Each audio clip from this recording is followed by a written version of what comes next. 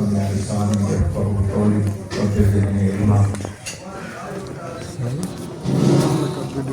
मेरे काबिल कराम कबीर वाला और नवाज से आने वाले मेरे डॉक्टर्स, इंतहाई सीनियर, इल्म में भी, उम्र में भी, अपनी प्रैक्टिस में भी,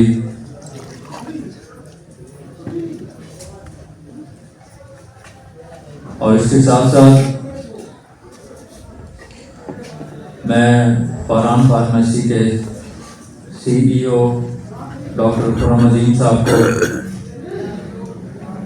डॉक्टर उस्मान गनी साहब को शामिल कहता हूँ इस प्रोग्राम में, और कबीरवाला की इंतज़ामिया को एक कामयाब प्रोग्राम पर मुबारकबाद देता हूँ।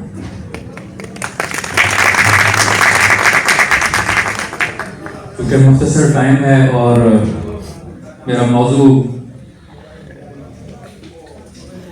इल्मी हवाले से है,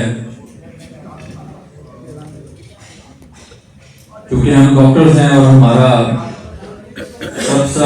सबसे मेन जो मसला है वो प्रैक्टिस है। तो प्रैक्टिस, एक कामयाब प्रैक्टिस जो है वो मुख्तलिफ नुकात का कॉम्बिनेशन है। उसमें केस स्टेटिंग भी है, उसमें मेडिकल भी है, उसमें पैथोलॉजिकल नॉलेज भी है, ऑर्गेनल भी है, और ये सारी चीजें मिलकर हमारी एक कामयाब प्रैक्टिस होती है। तो आज टॉन्सिल के हवाले से मुख्तसर सी गुजारिश करूंगा। टॉन्सिलाइटिस आजकल बहुत ही ज्यादा आम होता जा रहा है, और उसकी वजह यह है, जिस तरह के डॉक्टर हेरी ने कहा था कि अगर हम इलाज को नेचुरल वे पर नहीं करेंगे तो बीमारियां अननेचुरल वे पर बढ़ती हैं, और उसकी सुप्रेशन के साथ फिर कम अहम आज़ाद से अहम आज़ाद की तरफ मुंतकिल हो जाती हैं। टॉन्सिल आप सब जानते हैं कि हमारे गले के अंदर 2 लिम्फ नोड होते हैं, और इनकी सोजिश को टॉन्सिलाइटिस कहते हैं। इसके इलाज के लिए इन्फ्लेमेशन को समझना जरूरी है कि इन्फ्लेमेशन क्या है। वो कहीं भी हो, सोजिश बुनियादी तौर पर हमारे जिस्म की सेल इंजरी के खिलाफ हमारे जिस्म का रद्द अमल होता है। यानी हमारे जिस्म के जितने भी खलियात हैं, जब वो इंजर्ड होते हैं, वो वायरल इंजरी हो, बैक्टीरियल हो या केमिकल इंजरी हो, किसी भी तरीके से जब वो डैमेज होते हैं, तो जिस्म उनको ठीक करने के लिए एक रिएक्शन करता है। उस रिएक्शन के तौर पर जो कैफियत पैदा होती है उसको इन्फ्लेमेशन कहते हैं। मिसाल के तौर पे ये हाथ है, अगर इस हाथ के इस सेल के ऊपर कट लगाया जाएगा या इसको डैमेज किया जाएगा, चोट लगाई जाएगी या कोई चीज डस्ट लेती है इस पे, तो यहाँ सेल इंजरी होगी। हमारे नर्वस सिस्टम के थ्रू मैसेज आएगा कि आप इसको ठीक करें। तो अल्लाह ताला ने हमारे जिस्म के अंदर एक हीलिंग सिस्टम रखा है जो इसको ठीक करता है। वो फौरन से एक्टिव होगा और उस हीलिंग सिस्टम के लिए, उस जख्म को क्योर करने के लिए, उस डैमेज को ठीक करने के लिए जितनी भी जिस्म के अंदर जो हीलिंग सिस्टम के लिए अल्लाह ने सलाहियतें रखी हैं, जो चीजें रखी हैं, वो फौरन ब्लड के थ्रू वहां मुंतकिल होना शुरू हो जाएगी। तो वहां पर पहली चीज जो पैदा होगी वो है rush of blood. Rush of blood का मतलब, चूंकि वहां पर रश बढ़ेगा, वहां की तरफ खून की रफ्तार बढ़ेगी, तो वहां खून का जो प्रेशर है और दबाव है वो ज्यादा हो जाएगा। तो इसका मतलब है कि अगर एक ऑर्गन का साइज इतना है तो रश ऑफ ब्लड की वजह से वो बढ़ जाएगा। दूसरी चीज, इस रश ऑफ ब्लड की वजह से जो होती है, क्योंकि हमारी खून की नाली में खास प्रेशर होता है, जब इसके अंदर ज्यादा प्रेशर आएगा तो लाजिम बात है खून की नालियों में छोटे छोटे मसाम होते हैं जहां से खून के खलियात तो बाहर नहीं निकल सकते, लेकिन एक ऑस्मोटिक प्रेशर के जरिए पानी वहां पर और प्लाज्मा जो है लिमिट में रुका रहता है, वो बाहर क्या होगा खाली जगहों पर आकर उस प्रेशर की वजह से वहां इकट्ठा होना शुरू हो जाएगा। इंट्रासेलुलर स्पेस के दरमियान खुलियात के दरमियान एक स्पेस होता है, उसमें इकट्ठा होगा, जिससे क्या होगा ऑडिमा होना शुरू हो जाएगा, सोजन हो जाएगी। तो रश ऑफ ब्लड होगा, सोजन होगी, उसके साथ साथ आरबीसी का खास टेम्परेचर होता है, जब वो वहां पर ज्यादा होंगे तो वहां पर हीट भी होगी। इस तरीके से जिस आर्गन के अंदर जब सोजिश होगी, सोजिश में सारी अलामत होती है, जबकि सोजन अकेली अलग अलामत होती है जो मैंने बताई, तो वो लॉस ऑफ फंक्शन यानी वो आर्गन अपना फंक्शन छोड़ देता है। अब ये इसकी पैथोजेनेसिस है, यानी एक जगह पर जहां सेल इंजरी हुई वहां पर ये सारा प्रोसीजर हुआ। अब मरीज की नजर में अगर हम देखते हैं, मरीज को हमारे पास आकर कहेगा डॉक्टर साहब हाथ सोजा हुआ है और हाथ की सोजन को उतारें, इसको ठीक करें। तो अगर आप इस मौके के ऊपर ऐसी दवाएं देते हैं या इस मेथड पर ट्रीटमेंट करते हैं जो एंटी इंफ्लेमेटरी है, वो सोजन उतार देगी। सोजन उतारने से क्या होगा, रश ऑफ ब्लड कम होगा। रश ऑफ ब्लड कम होने से क्या होगा कि जो हीलिंग सिस्टम के लिए जो अल्लाह ताला ने चीजें रखी हैं जो चाहिए वहां पर, उसकी सप्लाई कम हो जाएगी, तो वो जख्म जल्दी ठीक होगा या देर से ठीक होगा? देर से ठीक होगा। और अगर आप कोई ऐसी सुप्रेशन के साथ दवाएं दे भी देते हैं तो क्या होगा, सोजन उतर गई लेकिन प्रॉब्लम वहां पर इनकम्प्लीट बाकी रह जाएगा। वो क्या करेगा, जिस्म को लाजिम बात है इम्यून सिस्टम आपके इख्तियार में नहीं है, बाद में जब भी मौका मिलेगा वो जिस्म बार बार रश ऑफ ब्लड को वहां पर भेजेगा ताकि उस प्रॉब्लम को ठीक कर सके। मरीज की नजर में देखेंगे तो मरीज कहेगा डॉक्टर साहब बार बार सोजन हो रही है मुझे, तो बेसिकली वो सोजन इसलिए हो रही है ताकि इस प्रॉब्लम को ठीक किया जा सके, क्योंकि ये नेचुरल हीलिंग सिस्टम है। जब हम उसके अगेंस्ट खड़े होते हैं, एक बच्चे को आजकल की रूटीन में देखें, बच्चे का 1 साल तक सर गर्म रहता है, 1 से 1.5 साल तक, क्योंकि ब्रेन की ग्रोथ बच्चे की सबसे ज्यादा इसी ग्रोइंग एज में होती है। शुरू में रश ऑफ ब्लड सर की तरफ ज्यादा होता है, ब्रेन की डेंटेशन पीरियड भी है बच्चे का सर। मां समझती है लगा कि शायद बुखार हो रहा है, सर गर्म है, उसके लिए व्यक्ति बार बार पैराडोल और ऐसी चीजें जो पसीना वाले हैं और जिस्म को ठंडा कर देती हैं या एंटी इंफ्लेमेटरी आप दवाएं देते हैं, उससे क्या होता है रश ऑफ ब्लड कम होता है और उससे जो प्रोसीजर नेचुरल हीलिंग सिस्टम की तरफ जा रहा होता है वो डिले की तरफ जाना शुरू हो जाता है। और ऐसा ऐसा क्या होता है, आपका मुदाफियाती निजाम कमजोर होता है और ये चूंकि टॉन्सिल आपके लिम्फेटिक सिस्टम ये इम्यून सिस्टम का हिस्सा है।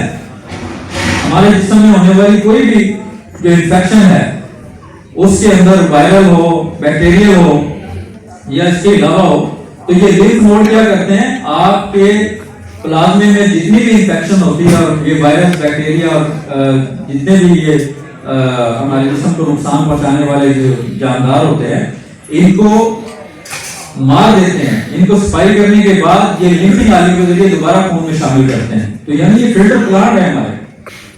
तो जब हम इनको इस प्रोसीजर को पूरा हुए बगैर जिस्म को ठंडा कर देते हैं, बार बार बुखार उतारते हैं, एंटी इंफ्लेमेटरी मेडिसिन लेते रहते हैं, तो ये प्रोसीजर रुकता जाता है और टॉन्सिल इलाज होना शुरू हो जाता है।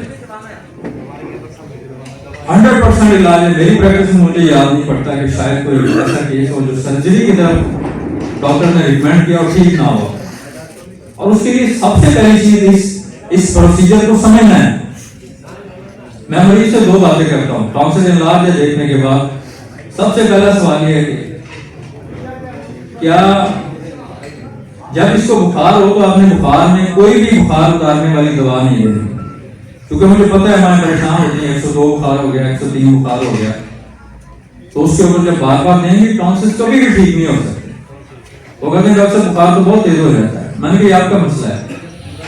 अगर आप इस प्रोसीजर को समझते हैं, इसके टॉन्सिल का इलाज चाहते हैं, तो पहला प्रॉब्लम तो ये है कि आप इसको समझें। अगर आप इसके साथ बार बार बुखार की दवाएं देना चाहते हैं तो फिर मेरे पास कोई आ जाए। एक तो पहला ही, क्योंकि जब हम 1 से 2 बार बुखार होता है, उसके बाद बुखार जो टॉन्सिल्स के मरीज में बार बार गला खराब और बुखार होता है वो खत्म हो जाता है और मरीज मुस्तकिल तौर पर ठीक होना शुरू हो जाता है। 5 से 6 महीने कम से कम 70 to 80% पेशेंट ले जाते हैं। तो उसके लिए अलामात जो है आप देखेंगे, इसको 2 तरह से हम ट्रीट करेंगे। एक तो उसकी लोकल सिम्टम लेते हैं मरीज की मिजाजी अलामात के साथ, दूसरी मियालमेटिक दवा देंगे। और बाकी आप किताबों के हवाले से रिलेटेड जितनी मर्जी लंबी डिस्कशन करें, लेकिन मैं वो बात करूंगा जो प्रैक्टिस के अंदर मेरे ख्याल में चंद अद्वियात हैं जो इसको कभी मायूस नहीं करें। पहला क्वेश्चन आप मरीज से करें, क्योंकि टॉन्सिल इलाज है, गले में तकलीफ होगी, जब आपके पास आएगा तो कहेगा डॉक्टर साहब दर्द बहुत ज्यादा होता है, निगलने से तकलीफ होती है। अगर मरीज कहता है कि मेरे गले में दर्द है और निगलने से तकलीफ है, आप सब जानते हैं, अगर मुंह खोल के देख ले दांत उसके टेढ़े हैं, सेप्लेटेड है, तो ये मर्द साल है, मुंह से राल भी आएगी। मर्द साल अगर बहुत ज्यादा तकलीफ है तो शुरू में 2-3 दिन के लिए आप 200 में दे रहे हैं, उसके बाद 4 दिन के बाद कर रहे हैं। ब्रेटाकार को जरूर शामिल करेंगे इसमें। मरीज कहता है कि दर्द कानों की तरफ जा रहा है, ये फाइब्रोलाइड है।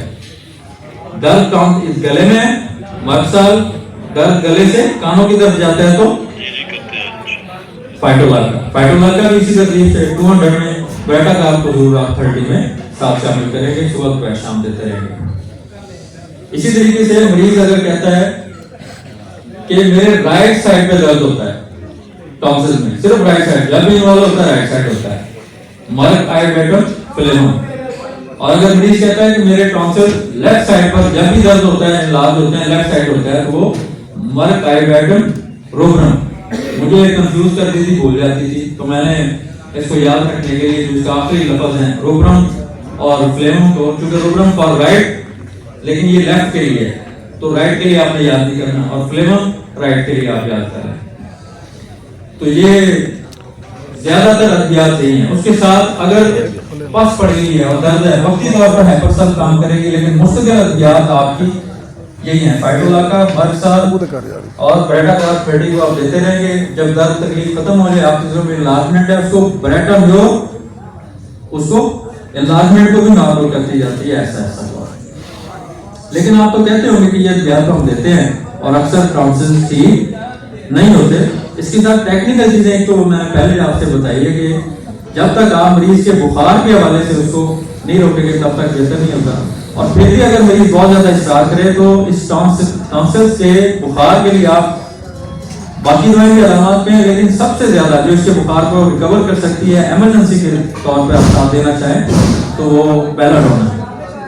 तो बेलाडोना आप 30 में उसको बार बार दे दें अगर उससे क्या बुखार होता है, अदरवाइज जैसे बुखार होता है तो उसको रोकते हैं, बाकी वही ट्रीटमेंट आप कंटिन्यू करते हैं। इसके साथ साथ क्योंकि ये बार बार मरीज को कैफियत होती है हर थोड़ी सी सर्दी लगने के बाद, तो जब तक आप इसमें मियालमेटिक दवा साथ नहीं देंगे तो तब तक ये मुकम्मल ठीक नहीं होता।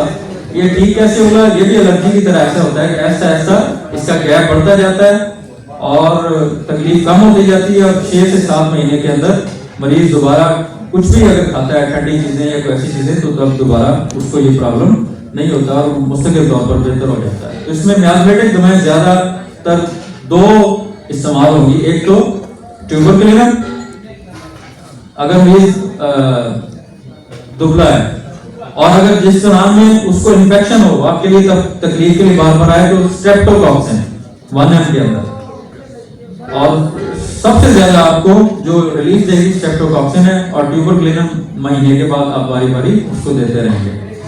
और इसके साथ साथ अगर आप देखते हैं उसके अंदर पस पड़ी हुई है तो फिर बेसिलिनम देंगे, और जैसे ये रिमूव हो जाए बेसिलिनम को छोड़ देंगे, फिर इसी ट्यूबर पर और स्ट्रेप्टोकॉक्सिन पर आ जाएंगे। तो ये बुनियादी अद्वियात यही है, लेकिन अगर आप इसकी तरतीब सही तरीके से लगा लेंगे तो इंशाअल्लाह ताला टॉन्सिल आपको किसी भी हवाले से तंग नहीं करेगा। तो मुख्तसर से वक्त के अंदर आज की इस नशिस्त के लिए मैंने इतना ही, बहुत बहुत शुक्रिया।